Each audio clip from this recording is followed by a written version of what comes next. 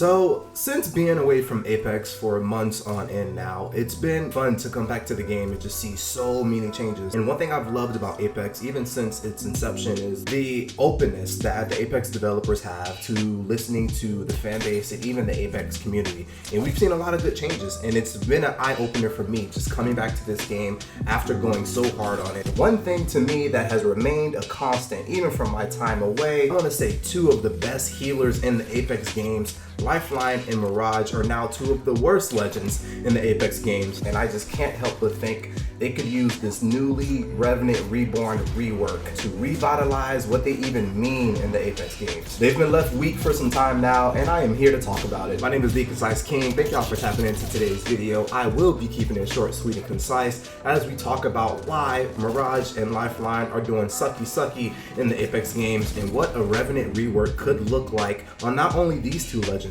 but other legends this week moving forward. Let's talk about it.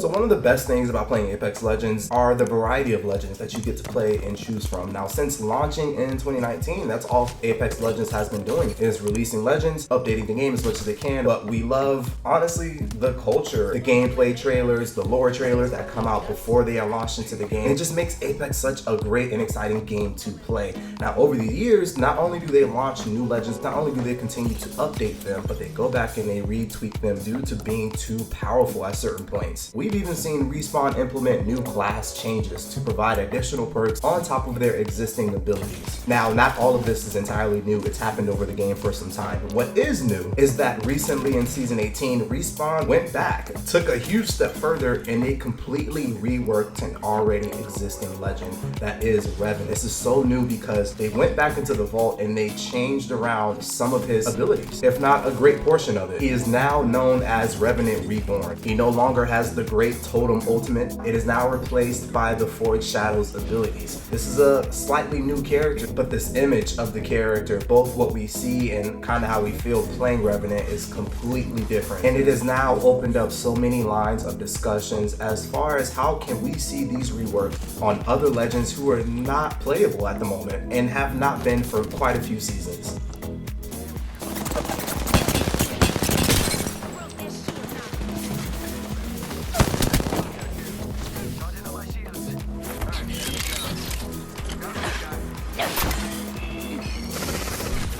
Now, the first legend I want to highlight out of the two is Mirage. He's a love-hate legend, but a lot of people do love playing Mirage. To me, he's a very sleek legend, very versatile, but that's what makes him one of the worst legends right now, because there are others who are more versatile, especially with comparable abilities. For instance, a gold knockdown shield, which allows you to now revive your teammates, giving them additional health once you revive them, which kind of works now in place of the gold backpack. That looks much different on other support legends than it does on Mirage. But I don't know, to me there's just some kind of imbalance in making Mirage and his kit kind of like an offensive player and a support legend at the same time. I say that because his tactical works more like an offensive tactic than it does a support tactic, versus Lifeline, she's putting out a health drone as her tactical to help supply health to her team. Mirage doesn't really become a support legend until he is reviving you, because he's going invisible and you're able to get a discreet revive sometimes in the middle of a fight, if not most times. And also in that same breath, the last thing I'll say about Mirage is it kind of feels like once he goes down, you kind of feel like your team lost nothing. And I just think comparing him to other legends and their abilities and the new legends that continue to roll out in Apex, he's at the bottom of the rank. There's not much you're missing from him. Now, Lifeline. This is the first legend that I got an heirloom for, so I am going to tread lightly.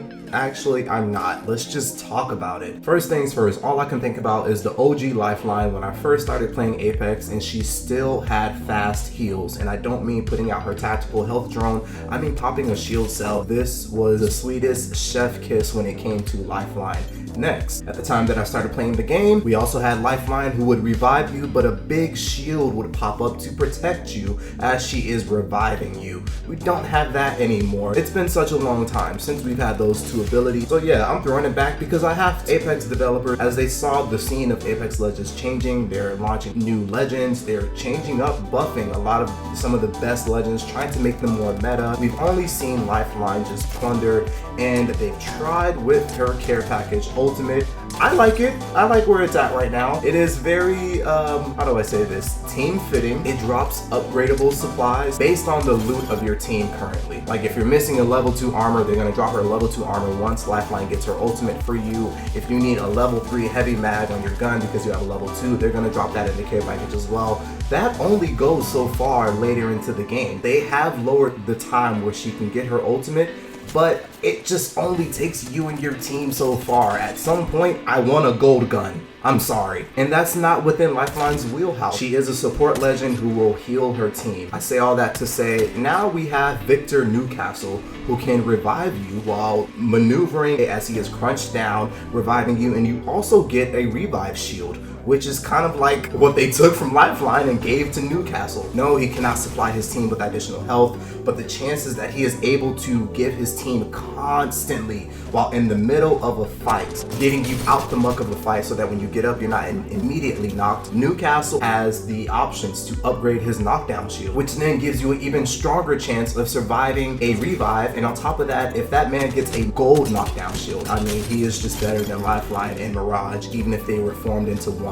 With all the facts that have presented itself as to why both of these legends are extremely weak, out of the two legends, it's very ironic to me because Lifeline has a great pick rate still. A lot of Apex players still wield her, regardless of the fact that she doesn't have her knockdown when she's going to revive her teammates. It does help that she is able to revive both of the players at the same time and not just one at a time. It also does help that they've lowered and reduced the time that it takes for her to get her ultimate so she can drop multiple care packages, which to me all makes sense as to why she is still a much playable legend and a legend that you can still pick in this time. I think we just have high hopes of seeing some kind of rework come to her. And lastly, let's just talk about what the Revenant Reborn rework would look like on a Lifeline or a Mirage moving forward. So I pulled a few rework ideas from a Reddit page, both of which I think are excellent ideas for Mirage and Lifeline. A Man of War Omega, aka Pathfinder, came through with an excellent idea here on Reddit as far as reworking Mirage, adding more to his value, but I love the angle he decides to attack when it comes to reworking Mirage. Personally, I want to see Mirage's rework lean further into his trickster role with an emphasis on causing confusion without directly killing anyone. I love that statement right there.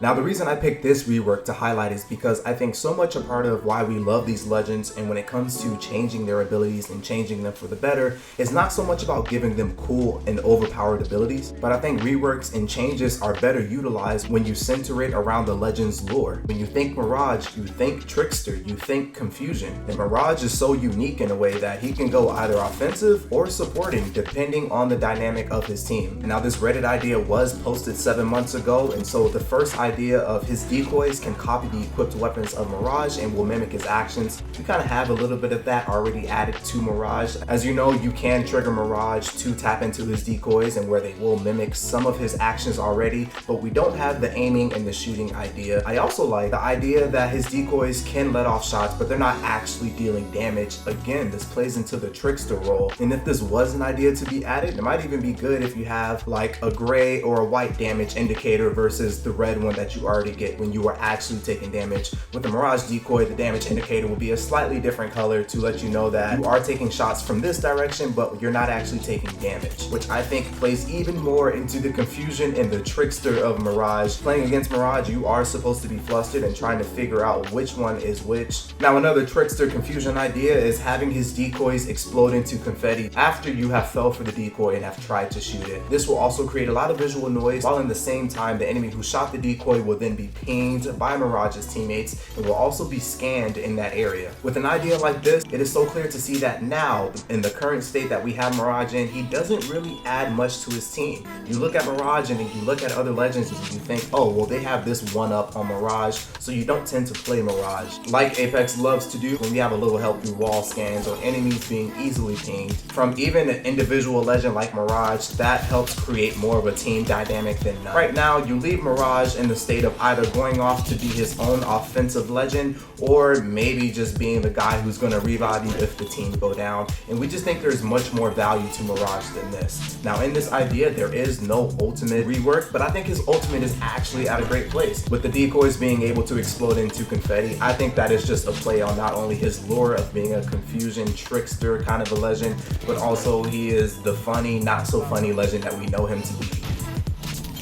Another one posted, of course, 6 months ago, but I do like the idea of these. Next up, we have a Lifeline rework from Eastern_obligation69. A solid Lifeline rework for her passive. Don't give her the revive shield back, but her teammates get to have a speed boost after being rezzed by Doc. This kind of sounds like a slight comparison to Mirage's reviving his teammates and allowing them to go invisible after being freshly revived. The only problem with this kind of a passive for Lifeline is that it's not so much a problem of her teammates being able to always survive after being revived. Right now, we've only ever seen Lifeline going from being able to protect her teammates while they are getting revived to completely having no kind of protection while they are currently being revived. So it's not about getting your teammates up off the floor, it's about having the chance to get your teammates up off the floor without them getting shot while Doc is doing a full-blown surgery procedure. Now, her tactical rework is absolutely something I can get behind. The idea of letting Doc, her tactical, heal you, but if you move or if Lifeline move, Doc is gonna follow right behind you, and if it gets a little too crowded in the space, i.e. you got some enemies in that zone, Doc is gonna zap them with a 15 damage, applying 15 damage and a slight stun that lasts for 2.5 seconds. Now, the thing we have to weigh here is, do we need the stun? Is the stun a little overpowered? If you're an enemy that is about 2 defenses that your legend kinda has to work through. So I would love to go for the tactical zap. I think that's what they should call it. But if we do see that come into the game, we will have to weigh, is this a potential nerf that we will have to see Lifeline go through to have that stun feature added to Doc? I don't know, it sounds like Seer being able to blind you with his tactical back in the day.